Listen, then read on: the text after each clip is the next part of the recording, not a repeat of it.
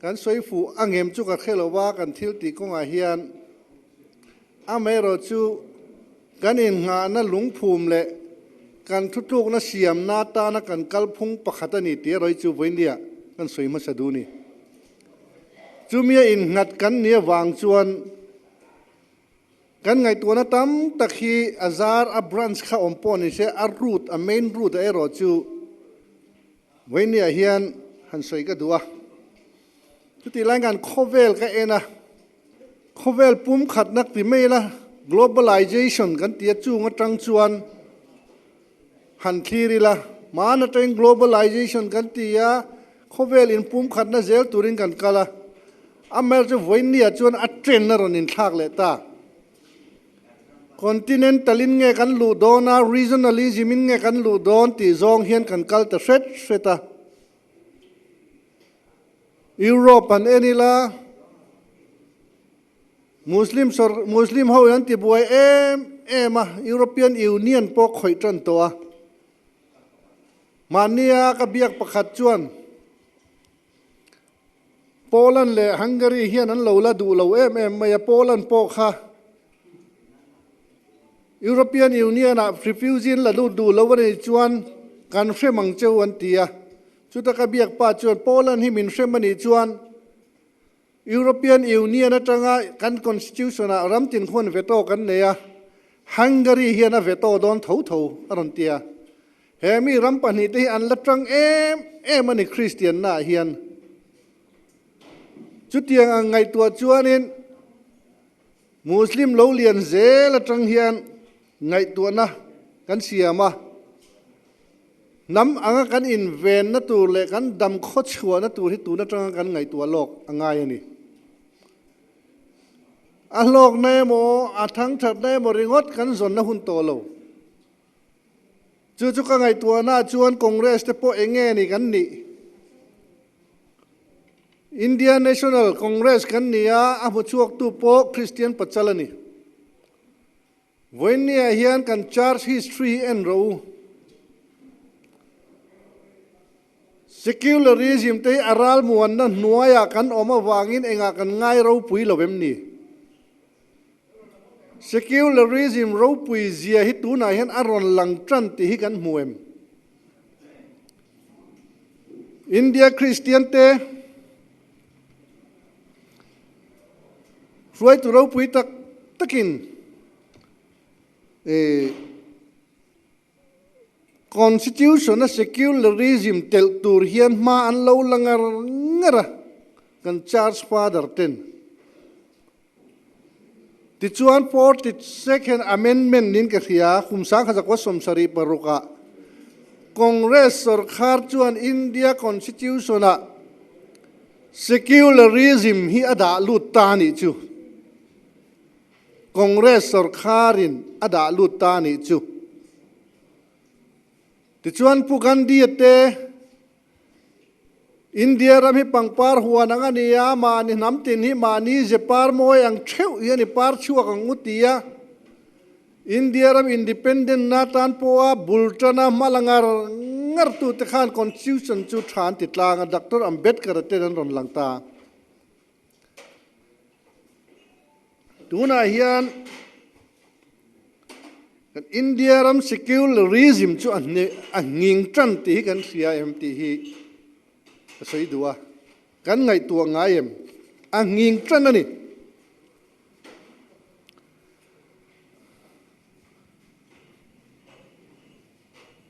he India ram hian BJP sarkar chuan constitution atangin secularism ti pai hi antum mek to ti hi voinia kan soilang nga lange keini kan huin hum him na veni edi somngale pahnia rei to khop mai naisia khom pui kha jathum somni pangani edi somngale pahnia Malabara Syria Christian te zinga thoma local to Gonda forasa lalai khan thoma chun Malabara ron tlo to ni Gonda Forasa chu Indo-Persian lal heta marlamte Afghanistan te aron of vector Gonda Forasa khan chuda jon thoma kha lokala India rama aron martar nge ni when ya hian ka soidu pakhat chu chutiang khop chuan Christian ne India rama upa a India ani ma hian Christian ne India to ni ti hi ka soidu ni India kan ni ma hian Christian ne India om to edi somnga pahnia malabar khosa khon lo om dai to Syria Christian te thomaron martar to madrasa akal to chuan kan hianga Thomas Mount an tia tilai khuan in thoma martar na huna omani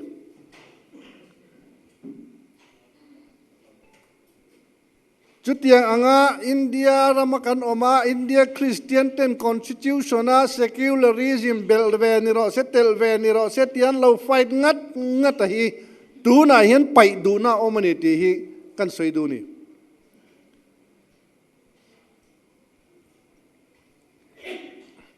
ti chuan BJP te po soyan tulin ka khia India rama hian in tinai tu ema maro chu hei hi lo khave se ka du Hindu ti te Sindhu ti te India tong ani big lei nem Persian ho tong lo man ve tho le eng wangin nge kan Christian na chu edi som nga pan hi lo lut to chu foreign religion min ti sak when ya hian BJP te po hian severo se Hindu hi foreign religion ani vesin BC sang thum vel khan en ula Mohenjo-daro en Harappa mun te kha en ula Rig Vedic period te Vedic period te kha enila tu dan ta kamot hen thui deuh beising kan chiar teng helai kan ziak pakhathi The term Hindu originate from Sindhu referring to the land beyond the Indus River. Historically, Mohenjo-daro and Harappa, ancient Indus Valley civilization site, were not a part of India. It never a part of India. This leads to some argue that Hinduism has external roots. In contrast, Jainism and Sikhism are often considered indigenous to India, while other major religions like Buddhism, Christian, and Islam have foreign origin. Mohenjo-daro and Harappa hi voin near Pakistan omani chu vain Hindu origin hi Pakistan ani. Civilization and ro BC sangli le ti tang to khan. Rig Vedic period alo din dai to Vedic period edi BC sang khazanga vela en le ro. BJP here foreign religion Christian hi min ti to su se anni po hi foreign religion an ni ti ka soidu windia hian. Kan trobul tak ka soi ni chu Congress trobul. Owe hu mate khan Christian principle ne nan lo dina Congress vek hian sa khozalen na kan tua constitution ai lalu tang utiin kan soya 42nd amendment sa khajas kuasom sarile paruka dana India constitution dana lak luania constitution preamble Jumi zarza wa zalena nungarin na wanga cross buan tu te hian he thili kan thau thaleng ti ka lau ngoi ti boinia ka soidu kan poli kan thae kan fele ka tin lo kan in nga na ero hi chui kal san lo bang u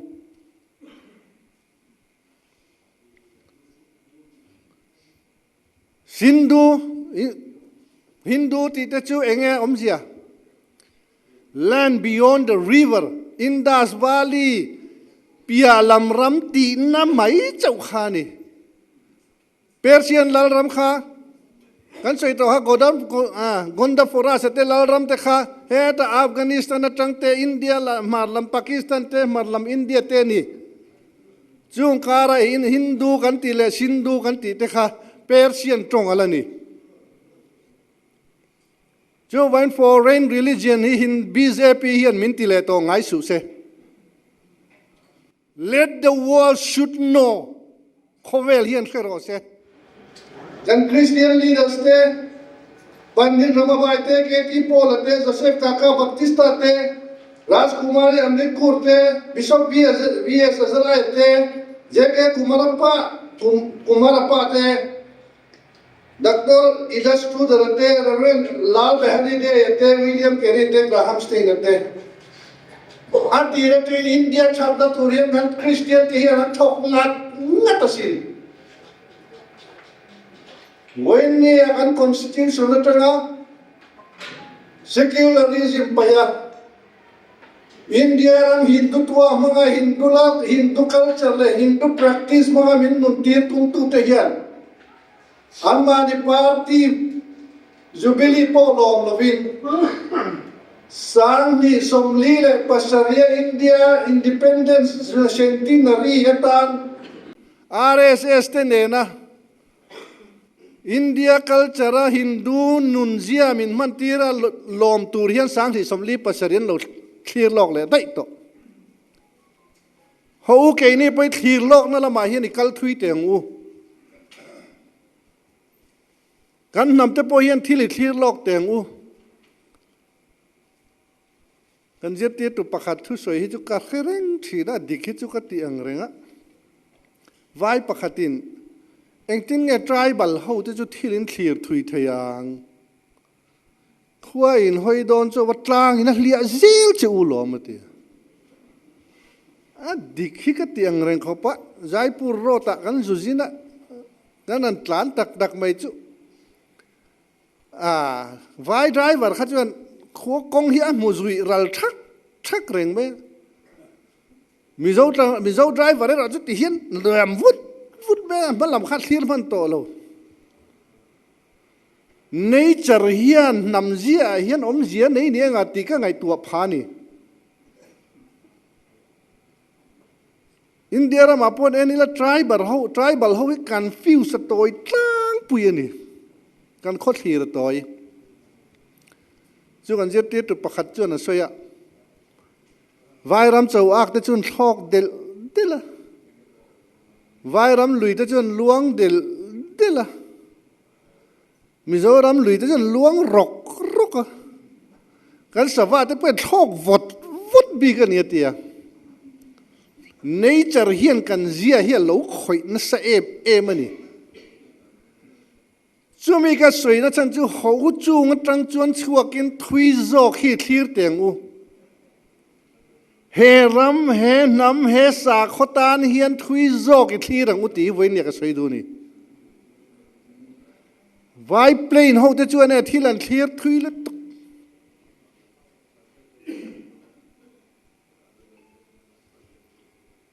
an do lung ringot po kha apu le do lung khan lein ro chung en tia chu tiang khop chuan ei zon na te po kha en ro chun thui to ni ke ni chu thil dang kan jam zung a lok wat thi kan du thi chu wangin kan thil phil fia na ko nga te po hian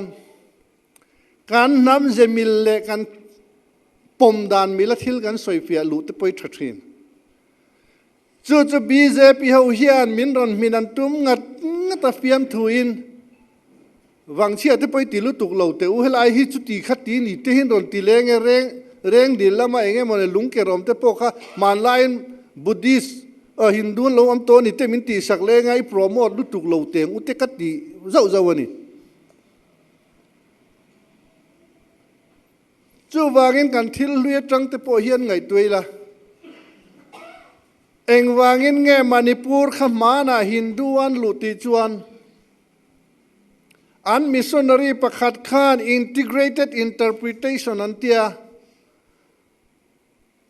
meitei sa khuwa kha hi Hindu peng pakhat alom ahan ti saklet meya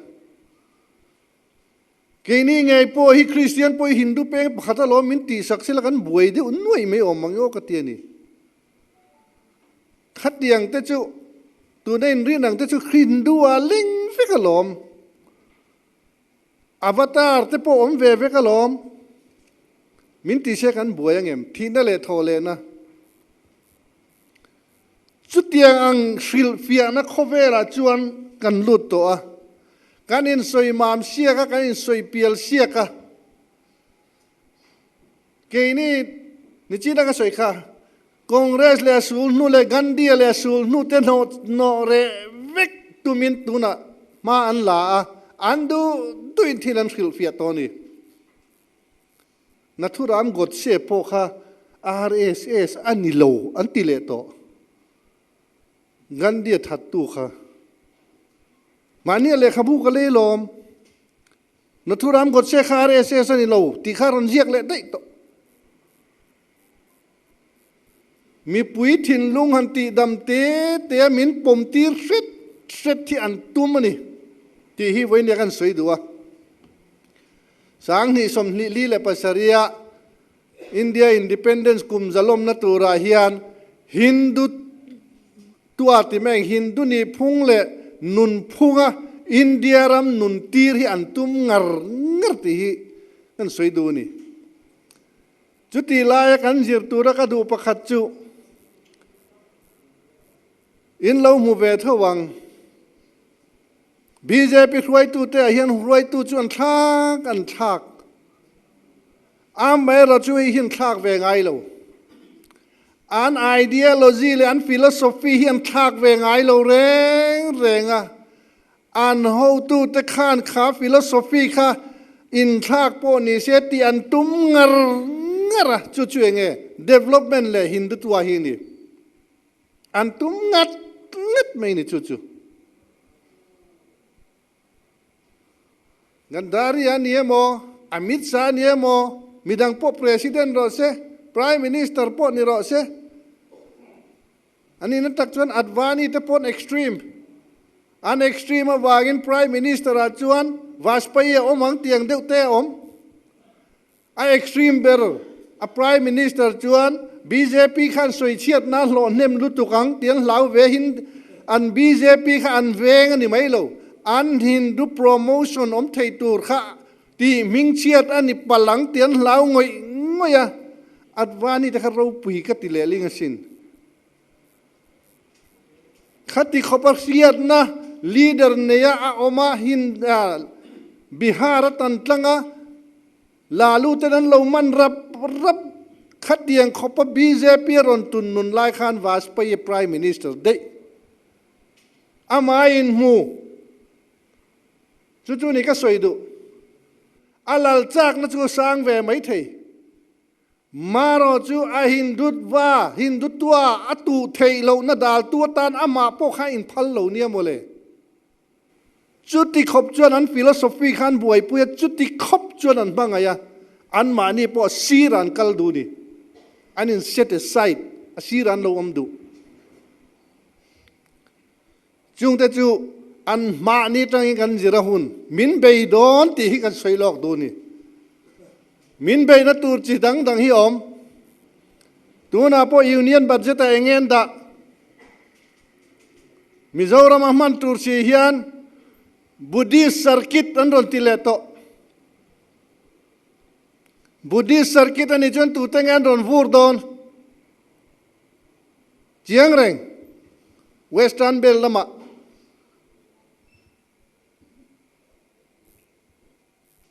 Mizoram kan mangai ang hian BJP in thilan thlir lo ami khing te chu lo nung mai ro se aram kan nei chuan a tok ti hian ni chu ni ringot ramani an du mi khing an du tel lo ke ni na kan ngai lut kan culture kan sa khwa kan ti zong enga man ngai lo an ngai lo wa chu ni von nun le ven him kan du si chu ni when ni hen chu tiang tur chuan kan thin lungi buat sayang u fin na lama kan kal khal po nga yang when ni apo kan thalai te hian thila om mek มาโซนกันจากลัวตาปอยเห็นกันสาขวากันคริสเตียนไปกันภูมิเบาดวงตีหลอมตัวนี้มาโซน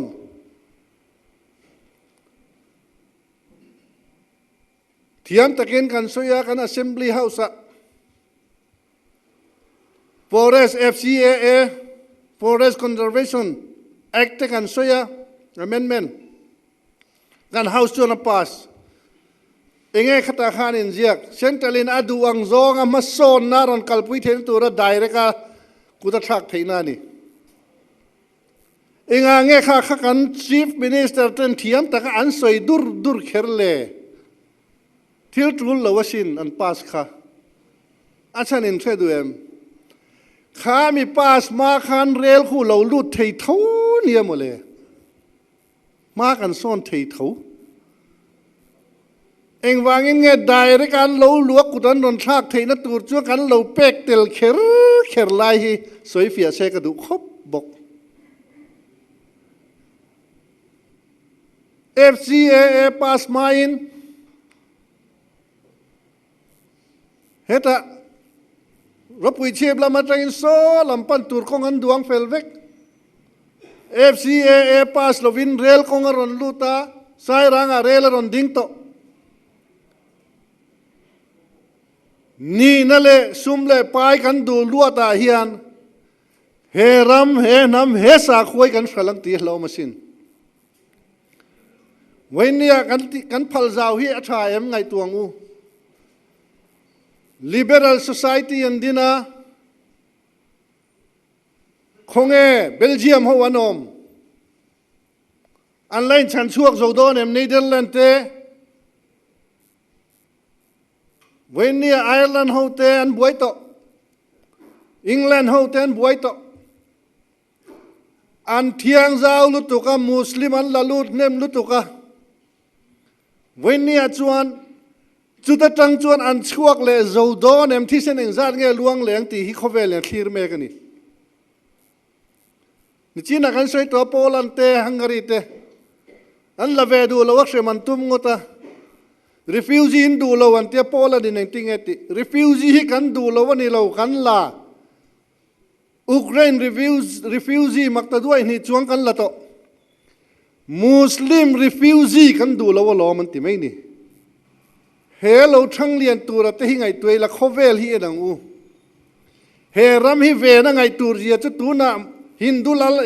รอนเล่นดานตัวกันสวยอดอดเล็บโอหินเวนังไงสินglobal warming kan tia vurtia ron tui sap tam zela Bangladesh lama ron chim sang tret chunga wanga hetian north east ron lut tret hian eni la voinia sam sarkari an tingeti to anin thian ton to lo Karimganj Hailakandi le Kachar district te Muslim district ani vek to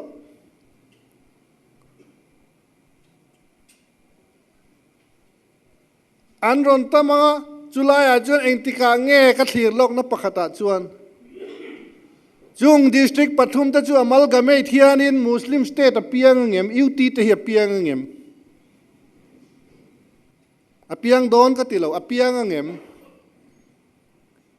เฮโซรามิเวนง่ายง่อยตัวโดนบีเจปีจวนมาสอนน้ำมังอินมินรูนังมุสลิมเขาเวรอจวนมินตัลเคลวัง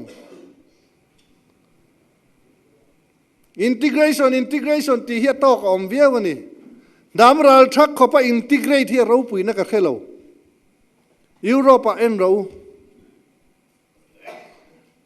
politics กันเคลกันกอลตูจูเห็นน้ำดินชัวหินี่โดนล้อมีจู่ไว้เขางุนตะกินไงตัวอีละมินเบยเทฮินดูอินมินเชนอมเรงมินเบยเทมุสลิมานอมเรงตัวน่ะอินเดียคริสต์คอนสติทิวชันเสียมไล่จังตัวเซคิวลาริซึมฟัตูโฮคริสเตียนนับว่าจุ foreign religion มินติสักตัวนี้ฮีการหาหุนตักจิตติค่ะ na soi dua a development thil te AMC thil te chu na kira te jong la soi le mana a voi nai ro chon chu a thu pui le a foundation lai tak tak kan philosophy tur nia ka khiat to wangin he huna hian kan soi ani e kalome